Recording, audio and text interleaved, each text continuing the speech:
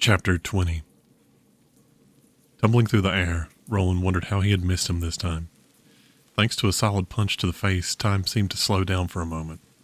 Turning, so slowly, he noticed the stolid group of scions watching. Have they all been where I am now? He wondered. Slowly, they shifted out of his view. There it is, he thought as the ground came into view. Time snapped back as his face skidded across the dirt. He pushed himself up quickly. Gregor had already taught him why staying down after a strong blow was a bad idea. He had received about 5 lessons to the stomach. He wasn't anxious to repeat that lesson. With his left hand, he wiped a trickle of blood from his nose. He scanned to the left, then to the right. Where the hell is he? He thought. He felt the hairs on the back of his neck start to rise. Quickly, he let his powers flow through him, just in time. Electricity was raining down on him from above, but with his powers working, he could make it flow over him and into the ground. Now, he at least knew where Gregor was. He hadn't quite mastered flight yet. He could bounce up in the air by pushing himself off the ground, but he didn't quite understand how to hold himself in place. But he had an idea for how he might reach Gregor anyway. He stopped moving the electricity Gregor was pouring on him to the ground, and instead started adding it to his own supply. He felt his reserves surge quickly. Before they built beyond his control, he pushed them at the ground, hard, forcing as much out at once as he could, then quickly linked Gregor's flow back towards the ground with his own powers. This worked, but a little too well. Instead of simply getting pushed up enough to grab Gregor, Roland rocketed into the air and cannonballed into Gregor's chest. The impact knocked the air from his lungs, and quite abruptly he found himself falling back towards the ground again. However, this time the impact was doubled when Gregor landed on top of him. All right, Roland thought. I give up. He can just kick me. Gregor wasn't quick about moving off Roland's back, though. After a few moments, Roland gave a little shove, and Gregor slid off of him. He pushed himself up to his knees and looked at the man. Gregor's eyes were closed. Roland moved over to him, placed a hand on his chest, and breathed out a sigh of relief when he felt the large bear of a man take a breath. Ha! The runt knocked out gentle. He heard Mathis, the red-headed Northman, call out behind him. He heard heavy footsteps approach. I suppose that has earned you a drink. He felt the Northman grab his shoulder and lift him to his feet. What happened exactly? Roland asked. My guess, Mathis replied. You jarred his brains when you slammed headfirst into his chest. Honestly surprised you weren't knocked out as well. I guess you were prepared for impact, though, right, lad? He thumped Roland's back hard, letting out another round of gruff laughs. Mathis and Gregor, as hard as it was to believe, were brothers. Gregor was stolid, silent, but gentle and firm. He had been assigned to train Roland to use his powers while fighting, and Roland thought he was doing a respectable job. He never had to ask Gregor to repeat himself, but he wasn't sure what would happen if he had. Mathis, on the other hand, was loud, raucous, ill-tempered, and bad-mannered, but he was incredibly fun to talk to in the evenings. So, over the last 3 days, Roland had spent a good chunk of the day training with Gregor, only to inevitably be scooped up by Mathis for a drink at the inn afterwards. Cyrus would join them at some point, followed shortly thereafter by Sarah. Each of them had been assigned different trainers. Roland was with Gregor, Cyrus was with a man called Skull to train with the staff, and Sarah had been put with Helga, the chief healer, to train in short sword, shield, and bow. Sean, so far, had managed to avoid any contact with the 3 of them. Severin, Roland called out, spotting his former teacher sitting at a table near the inn's bar. He slipped out of Mathis's grasp and ran over to the table. I was told you might come here after training. Severin took a sip from a mug he was holding. Well, I can't say I would encourage you to indulge. I suppose a drink after a hard day's work isn't so bad. Mathis chose this moment to slap a hand down, hard, on Roland's shoulder, almost causing his knees to give way. Don't worry about the boy. He won't drink anything other than cider, he chuckled, no matter how much I try and push him. How have you been, you old bastard? He asked Severin. Far from you, so pretty good, Severin replied, then smiled. It has been a long time. How's Gregor? Aside from beating up the boy every day now, pretty good. He gave Severin a wink. I think he is being extra tough on Roland, knowing the lad trained with you for a few days. I'd guess he's afraid of what you might do to him if you aren't satisfied. Mathis stretched back, waving for the keep to bring him a mug. Come to think of it, I don't believe the other 2 are getting it easy either. I don't understand what's so scary about you, myself. Never saw you kill anyone that didn't deserve it. Of course you did kill a few thousand men. Severin shot Mathis a withering look. Or so the stories go, he added quickly, turning a little too enthusiastically when the keep finally arrived with his drink. Anyway, Severin started, looking at Roland. I came to make sure you didn't fill up. We're to eat with Felvar tonight. He's not terribly difficult to get along with, but he doesn't trust anyone that doesn't eat. So you need to be hungry. We're eating dinner with Felvar, God of Thunder, tonight? Roland asked. Why do you seem surprised? Severin took a sip of his drink. We didn't exactly start out this walk through hell of our own free will. Is there anything I should know? Roland was still clearly coming to grips with the idea of dining with a god. Severin seemed to be getting irritated. Just what I already told you. Be hungry, eat. Otherwise, he doesn't care what you do as long as you don't deliberately insult him. He glanced over at Mathis. Even then, if you do it the right way, he seems okay with it. He kept his eyes locked on the ginger giant as he took another sip of his drink. What? Mathis asked. He knows I'd consider it more disrespectful to talk to him any differently than I would anyone else. I'd rather be honest with him than full of false pomp and piety. Mathis slammed down the rest of his drink, then hammered the mug on the table. Another! He shouted for a refill, the first of many to come. Sarah and Cyrus showed up to the inn about an hour after Roland had arrived. Quickly, Severin gathered the three of them up and started them out towards Felvar's abode. Most of this section of Drakenfell had been carved out of the mountainside itself. The inn they were leaving, the Giant's Horn, had been dug straight into the sheer rock wall. As soon as they left the inn, they took a left and followed a path twisting up and around a few bends in the mountain. It didn't take long for them to reach a small clearing, facing the entrance to Yogsheim, Felvar's palace. From the outside it looked as if someone had carved two great doors into the side of a giant cliff face. High up off the ground, a few windows had also been chiseled out, none of these features set to standard human proportions. All of them seemed fit for giants. Quite inconspicuously, the two main doors had two smaller ones built into their bases. For some reason, the whole thing struck Roland as fantastic. It seemed to fit Felvar's myth perfectly. It looked as if someone had decided to start carving a castle directly out of the cliff, but then had given up once they got the outline of the front chiseled out. He couldn't wait to see the inside. Even though Severin had been put up in the palace to recover, the rest of them had been given rooms at the inn. As they approached the giant front doors, a guard stepped out and opened one of the smaller doors. You are expected. Dinner isn't to start for another half hour, but you may go ahead to the hall and have a seat, the man instructed. Don't wander off. If you are caught somewhere other than the dining room or the corridors from here to there, you'll be summarily thrown from the cliff face. Cyrus chuckled, but stopped when it became clear the guard was serious. He'd gotten so used to joking with Mathis in the evenings, he had almost forgotten that most of these men were as serious as stone. They livened up a bit if you turned the conversation towards war, but as far as Cyrus had found, only Mathis really seemed to enjoy a joke. After a surprisingly short trip down a sparsely decorated hall, the group found themselves in a long room with an extremely long table sitting in the middle of it.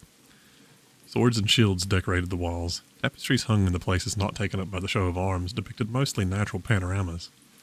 The furniture, being the table and chairs, was all wooden, finely crafted and lacquered to show off the grain of the wood. In the center of the room, opposite the door, there even sat a hearth. Cold at the moment, but clearly well used. No one sat. None of the group knew where they should sit. Clearly the room was designed to host more than 4 people. The only place they knew they shouldn't sit was at the single, ornately decorated chair at the head of the table. It was clear from the lightning-formed scrollwork carved along its sides that this chair was reserved for Felvar. A single servant entered the room from a door near the head of the table.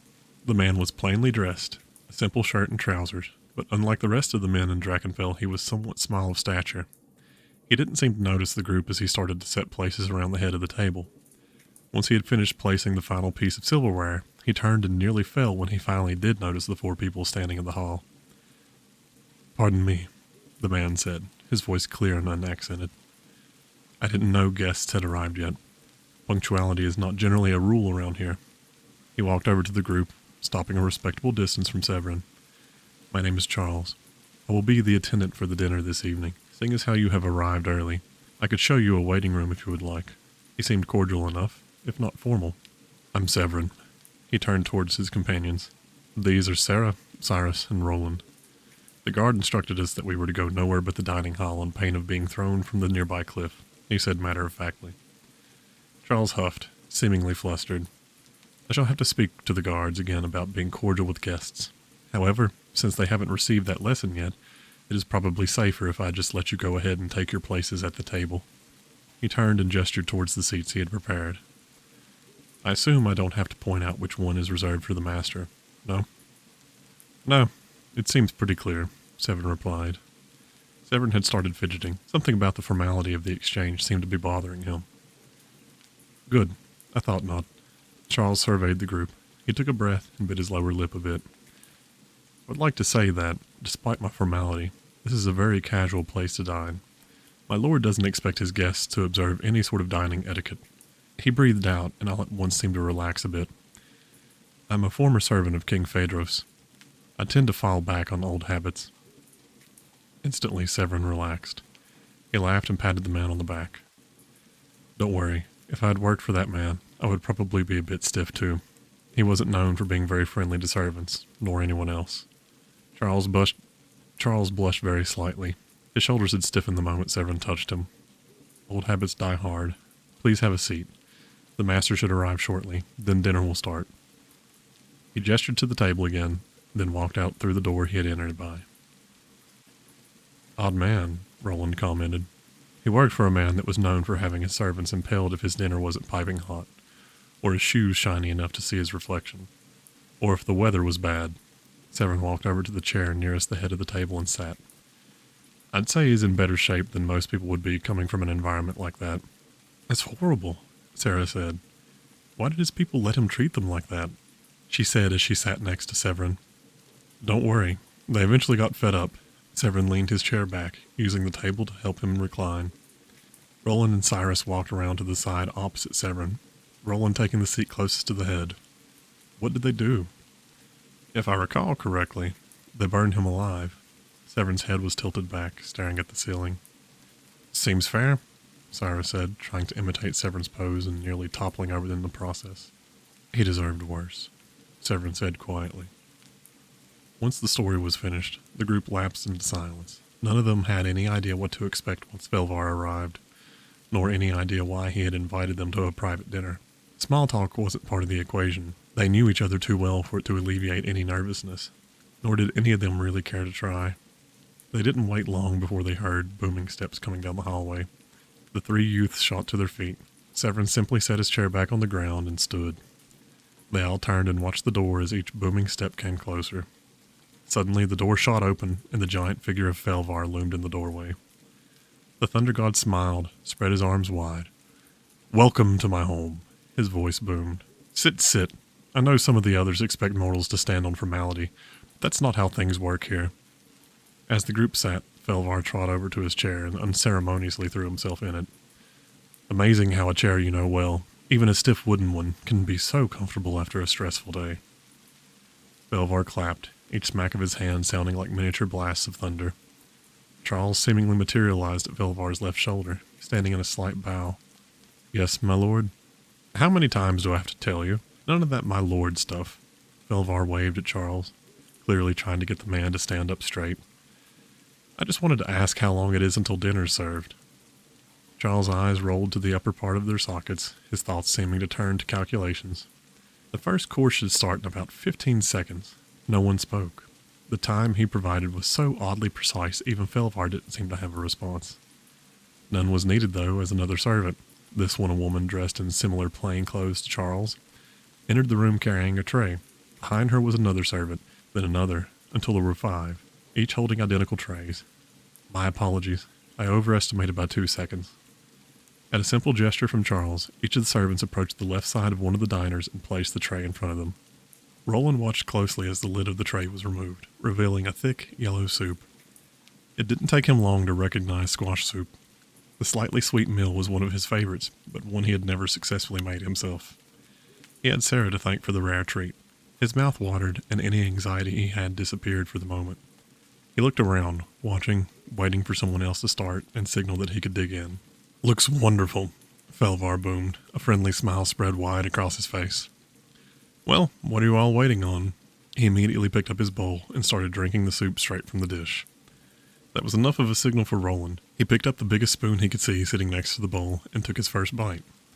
He loved Sarah as a sister and loved the meals she had prepared for him, but the delicious wave of flavors that hit him made him wonder if she hadn't held a grudge against him. Her soup had been his favorite, until now. How is this so good?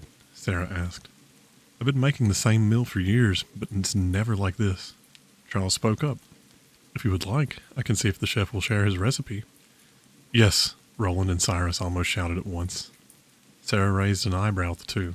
You never seemed disappointed with mine before. Severin laughed.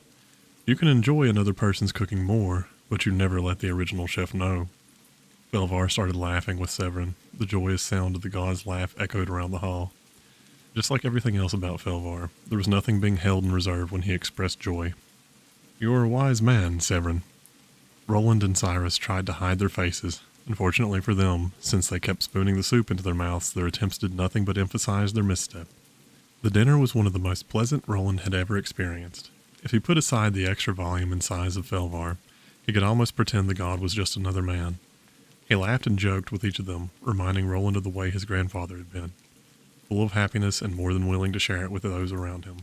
Even Severin, for all his bitterness towards the gods, seemed to let his guard down.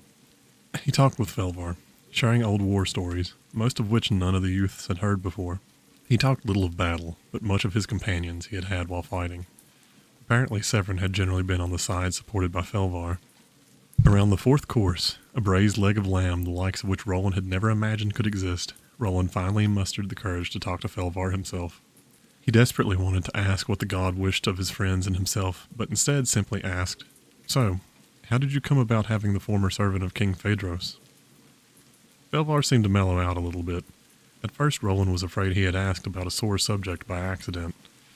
Then Felvar started to speak. It's simple, really. Phaedros managed to escape my notice for a long time. Too long, to my shame. When I finally found out exactly what an evil bastard he was, I deposed him myself. I took him in front of the people of Sisera and declared he was no longer royalty, stripped him of his titles, land, and power, and gave him over to them for their own justice.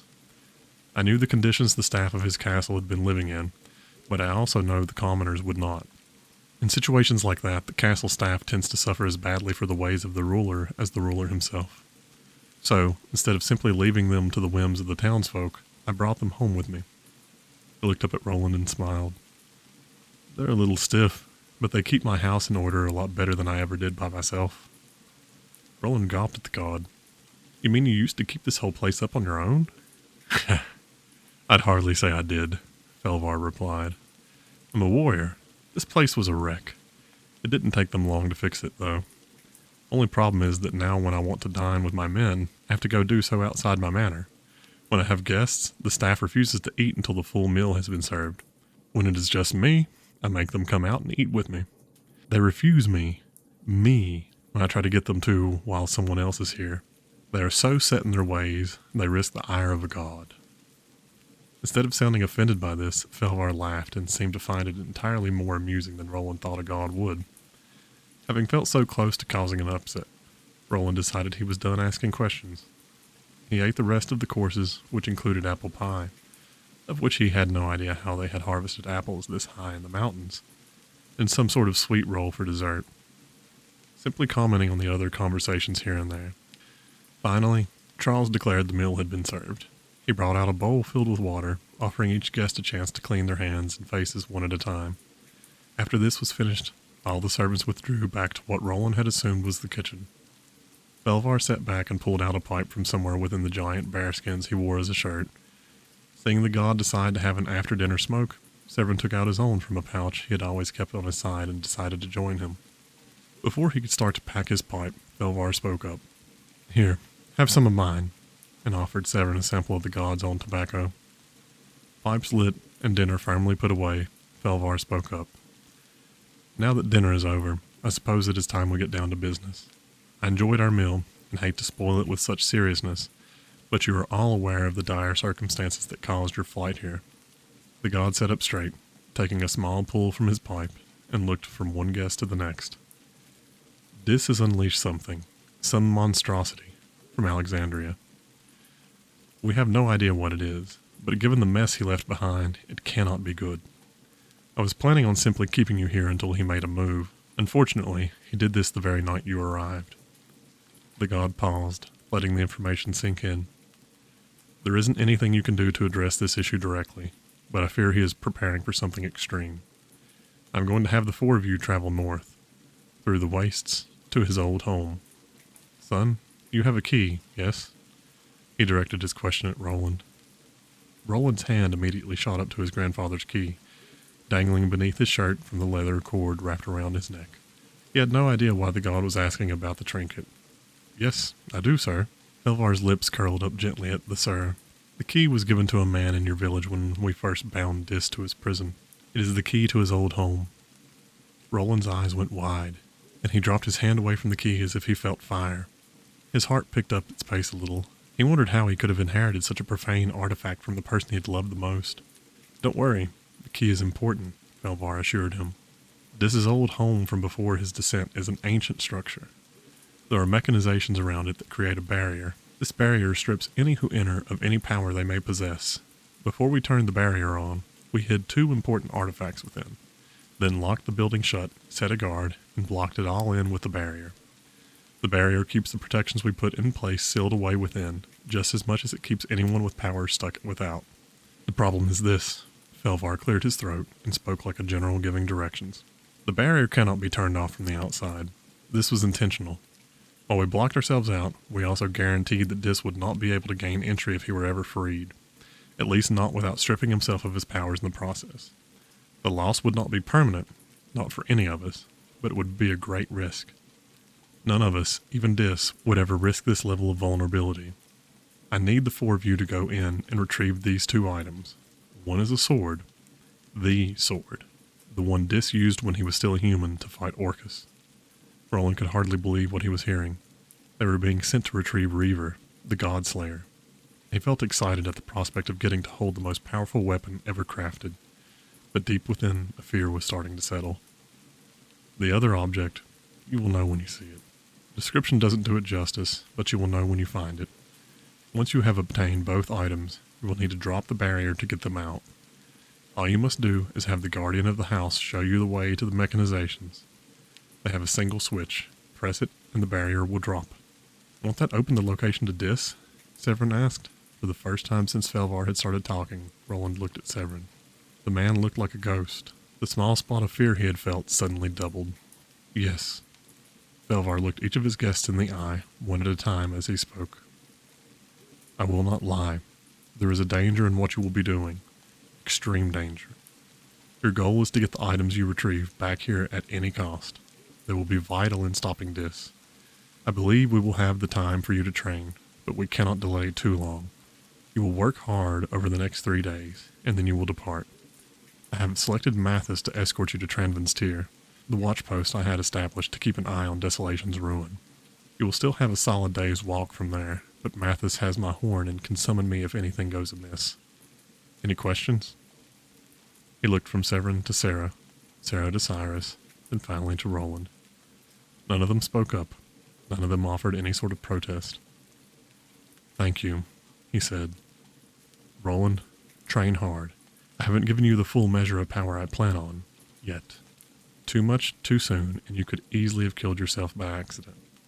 However, no, I will not feel confident increasing your strength unless Gregor gives his approval.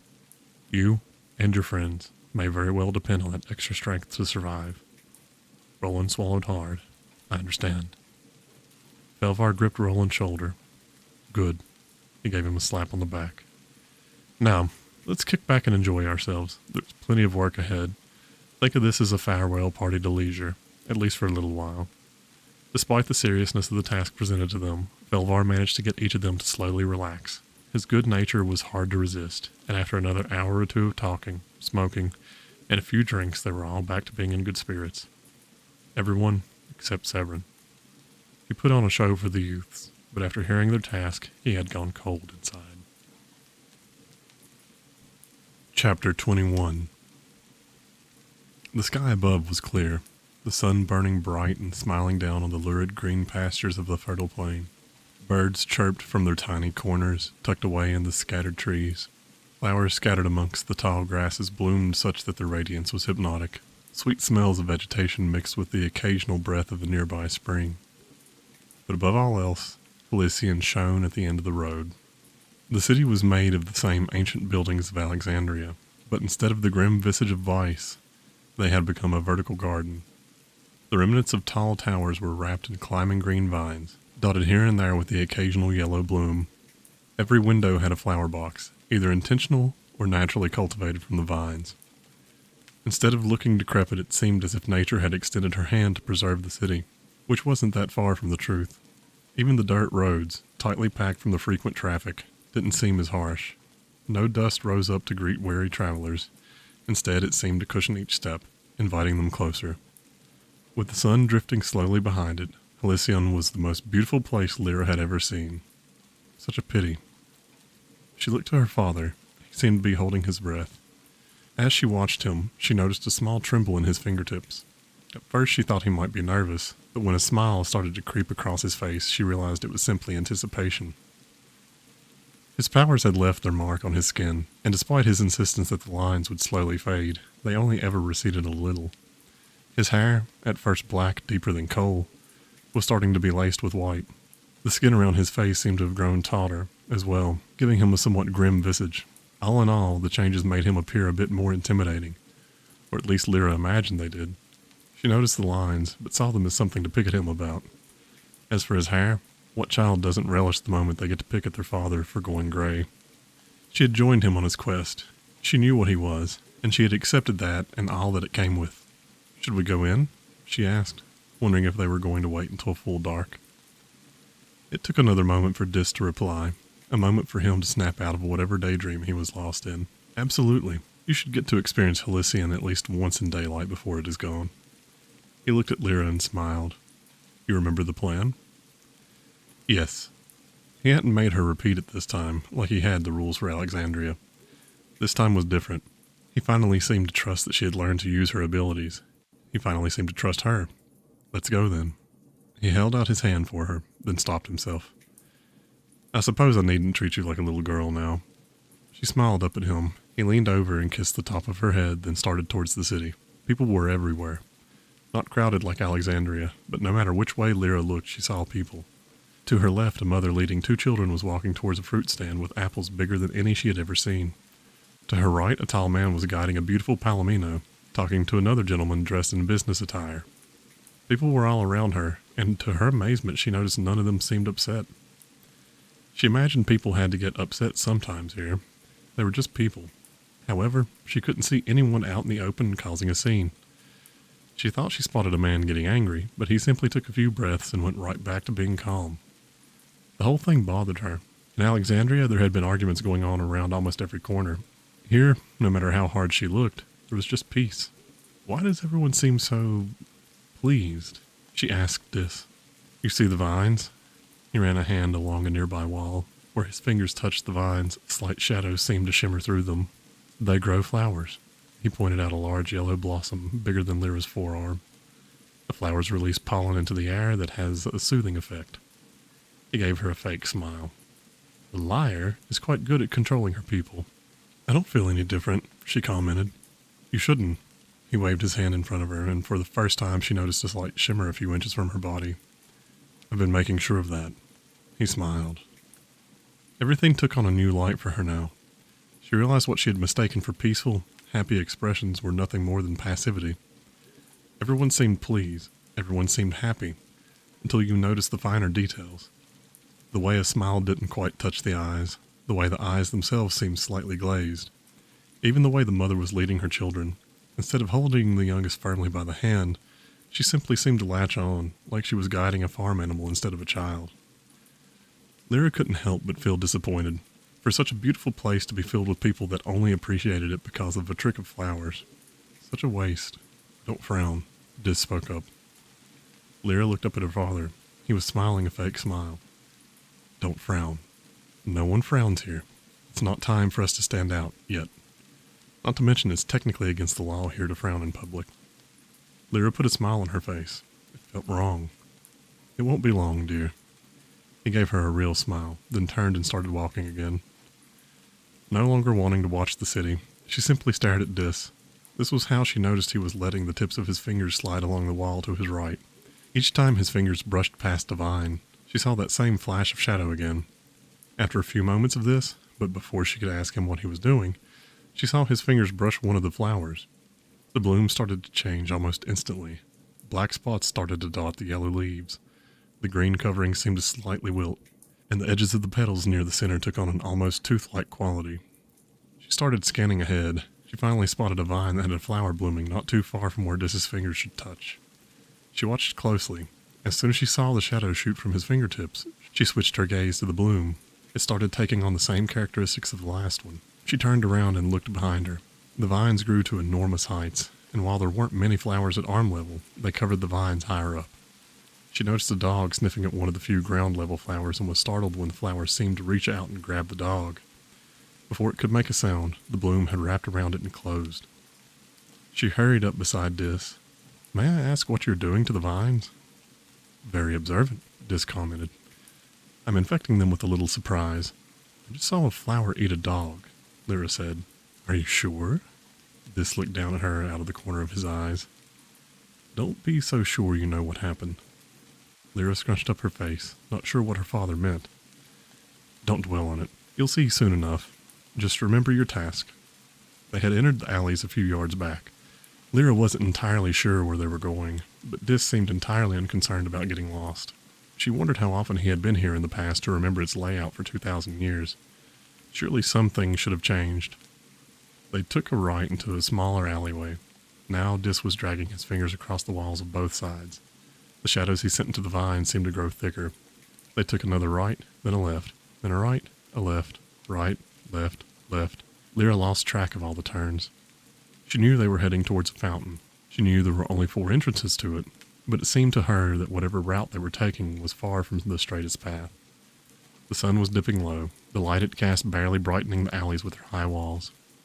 Finally, they emerged from an alley into a wide open square clearing. Dead center of the square there was a fountain. In the center of a pool of water stood a statue, taller than any human could ever be, of the most beautiful woman Lyra could pry from her imagination. She stood, arms held out to her sides, with vines wrapping up around her legs, circling, then reaching out to open palms where they bloomed. Water poured from her fingertips. Lyra felt like she was standing before a mother, inviting her children into an embrace. Lyra knew she was standing before the visage of Gaia. "Time to start, dear." Dis's lips were curled in a smile, but his eyes were burning with anger. "Time to start." Lyra slipped away into the shadows. Dis stepped from the mouth of the alley and walked towards the statue of the woman he held most responsible for his situation. He remembered her promises, safety and love for Alice. He remembered discovering her lies. He ripped the robe off. He wasn't worried about being spotted anymore. He actually needed to be spotted and recognized. The shirt and pants of shadows billowed around him, flowing in the breeze. His hair, turning white, streamed behind his head. Lines of shadow crept back across his skin, retracing the path they had so recently taken, but building quicker this time. His eyes, so brilliant in his youth, were now black orbs accented by a golden ring near the middle. He was becoming death incarnate. "People of Halcyon, I call for your attention," he spoke, his voice projecting clearly around the square. He looked around, seeing a few faces turn his way, a few curious passers-by pausing to listen. To him, though, there were far too many people willing to just keep walking. The corners of his mouth turned down as anger flickered through his system. Holding his hands out to his sides, shadows started to stream behind him, wrapping around the statue. "You will listen," he shouted as the tendrils of shadow pulverized the statue. Between his shout and the sound of the statue exploding, every head was now turned his way. He turned around and walked up to the plinth the statue had been set on at the center of the fountain. Water seeped up, but he ignored it. He stood where Gaia's visage had been and turned to survey the crowd. "You all live and sleep. You live as dolls in a dollhouse created by the most powerful child the world has ever known.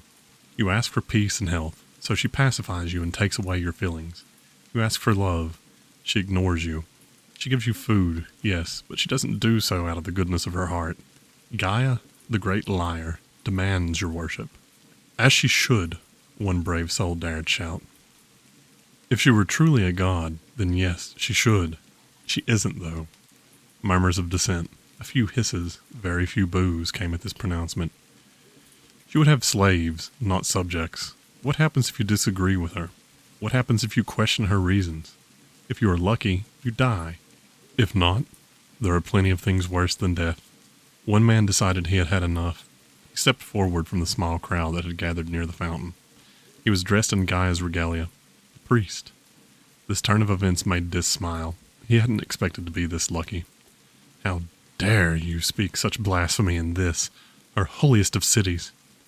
He pointed a finger at Dis, his hands shaking in rage. She has given us this wonderful place. No one starves. No one lives out in the rain. No one dies of disease. He spat the last words. I don't know what you did to her statue, but you will pay. He turned to the crowd as he spoke the last. Really? Dis muttered towards the man, stepping forward. I shall pay for this. He waved a hand behind him. You are her priest, yes? Dis was eye to eye with the man now. For the first time, the priest got a clear look into Dis's eyes. To his credit, his confidence only seemed to waver for a moment. Yes, I am, and as such I say you shall be executed for the crimes you have committed against her name. Will she save you? Dis asked him. The priest paused. What did you say? I asked, Dis spoke, his voice calm, cool, and collected. Will she save you? I don't understand, the man stammered. Dis took another step closer, stepping out of the fountain. He started to circle the man, whispering at him as he did so. I asked, will she save you? From what? Anger finally arced through the priest's voice again. You know who I am. The priest heard as he was lifted off the ground, shadows gripping his forearms and legs, holding him splayed wide 10 feet in the air. What do the rest of you think? Dis shouted to the crowd. He is her priest, yes? If she truly loves her people, as he claims, surely he is one of the first she would save from the god of death. The crowd fell silent. Realization was slowly spreading through the gathered mass of people. Realization and fear. Let's find out, Dis spoke quickly. He looked up at the priest, lifting his hands up and holding them just a few inches apart. I'll be sure to give her a chance to get here. He started moving his hands apart slowly. As he did so, the priest was being pulled in all 4 directions by the shadows. The further Dis's hands grew apart, the louder the priest's screams grew. The priest started to beg for mercy, crying for help from anyone. Once the priest's joints started to pop out of socket, Dis decided he had had enough. Her time is up. He let his hands fall, and with them the priest was torn into pieces. Screams and chaos erupted from the crowd. They started trying to rush to the exits, people near the back pressing and pushing against the people in front of them, all anxious to get as far away from the monster at the center of the square as they could. The people near the back couldn't hear the screams from the people in the front as they found the trap Dis had lain for them. Guarding the exits from the square were the dogs, or at least what used to be dogs. These were the rotten, broken, and remade corpses of dogs infected with Dis's demons. Each person pushed through the entrances of one of the alleys found themselves set upon by one of these dogs.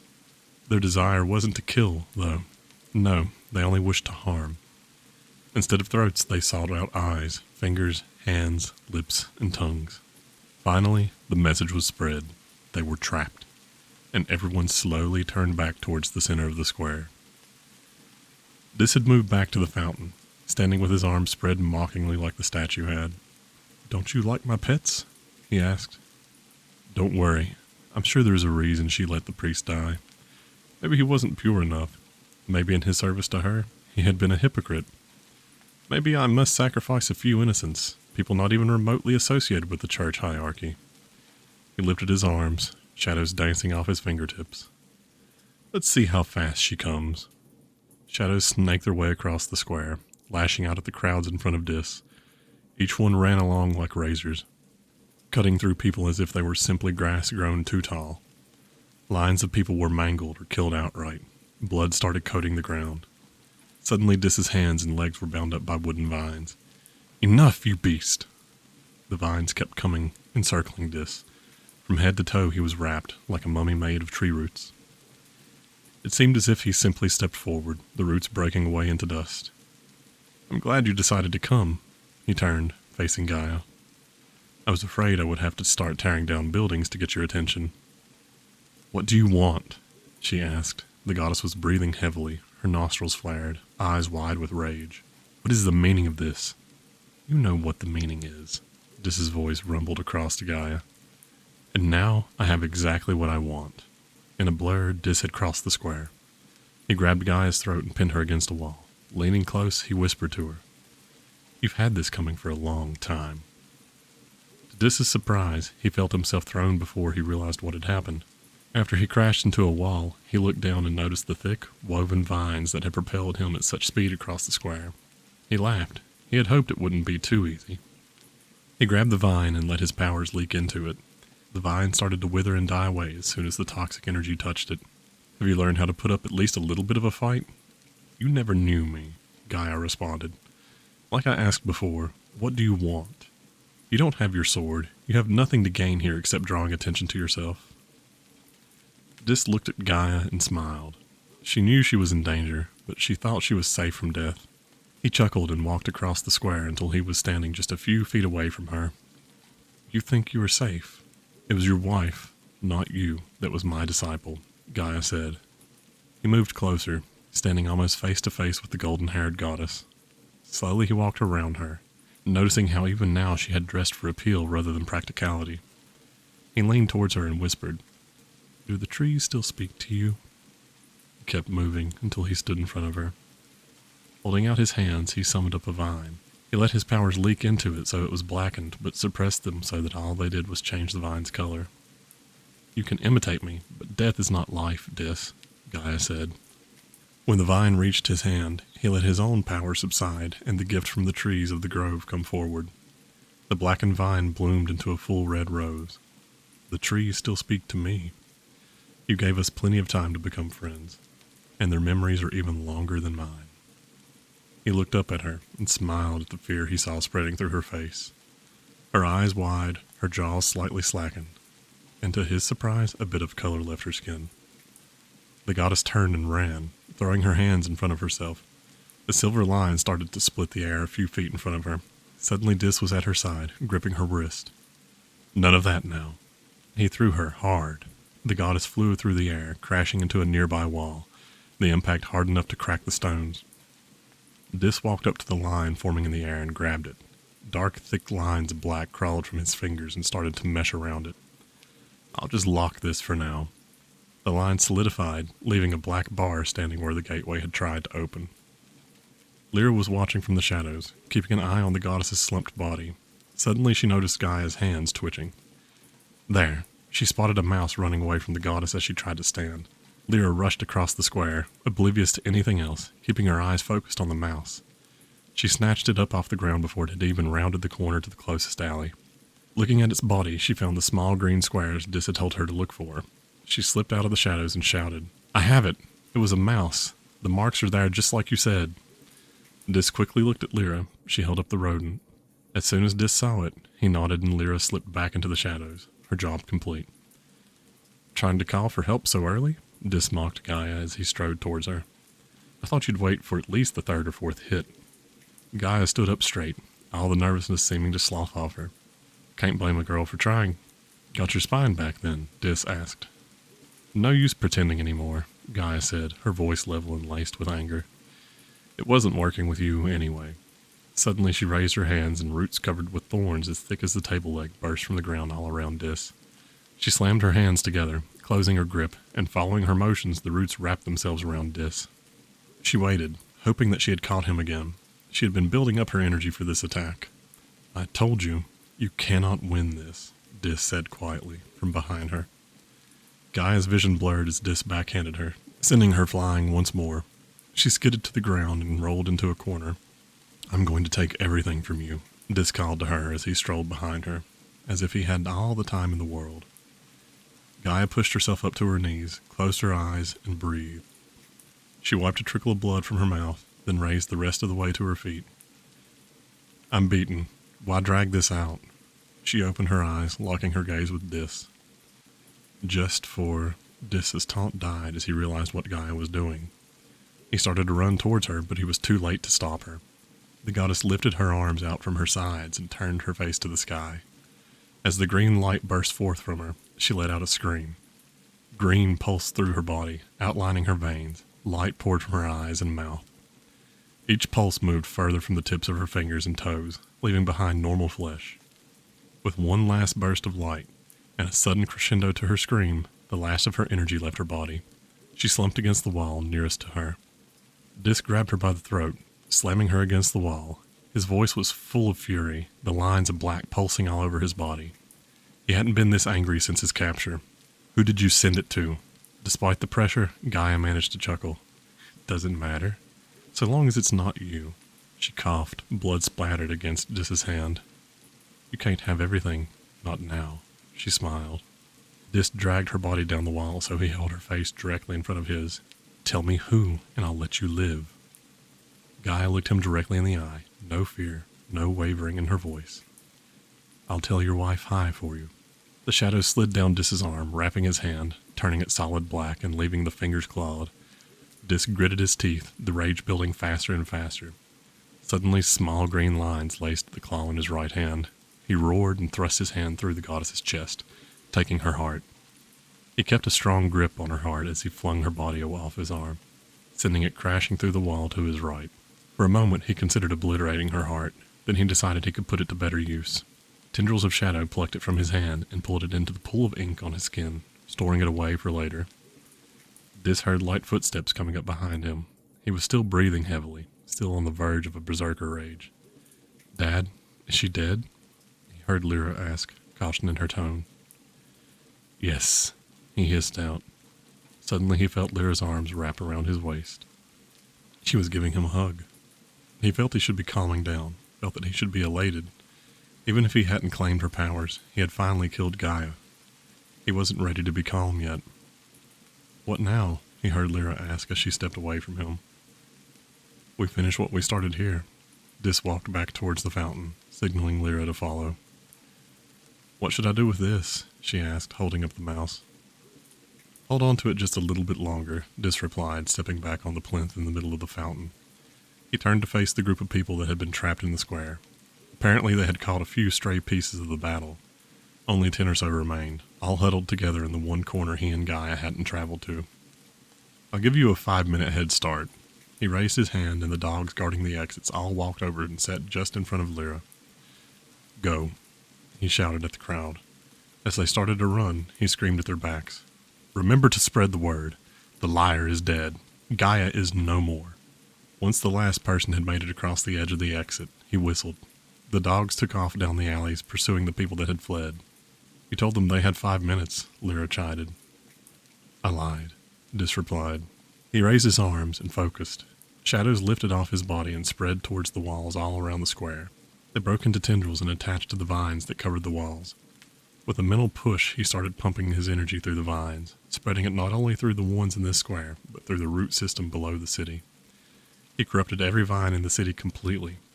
Once he was satisfied he had found them all, he gave one simple command. Squeeze. He opened his eyes and looked around as the vines started crushing the buildings they had helped hold up before. Lyra moved closer to Dis, afraid to be at the center of so much destruction. She could hear screams spreading in every direction, feel the ground vibrating as thousands of pounds of stone came tumbling down in every direction, hear the reverberating booms as rock shattered under the force of the vines. Dis put his arms around her shoulder. What do you think? He asked. Amazing, Lyra whispered. She was being honest. She was afraid, but so much force, so much destruction. It was absolutely amazing. You can let the mouse go now, Dis told her. By the time it alerts Felvar, we'll be gone. We have a long way to go before our next stop, and not a lot of time to travel. Are we going to fly? Lyra asked, hoping he would take her soaring again. Once we've covered some distance, Dis replied. We must be quiet for a little bit, but not for long. Dis watched the dust billowing up in the air. He listened to the screams, felt the souls being harvested by the vines, and smiled.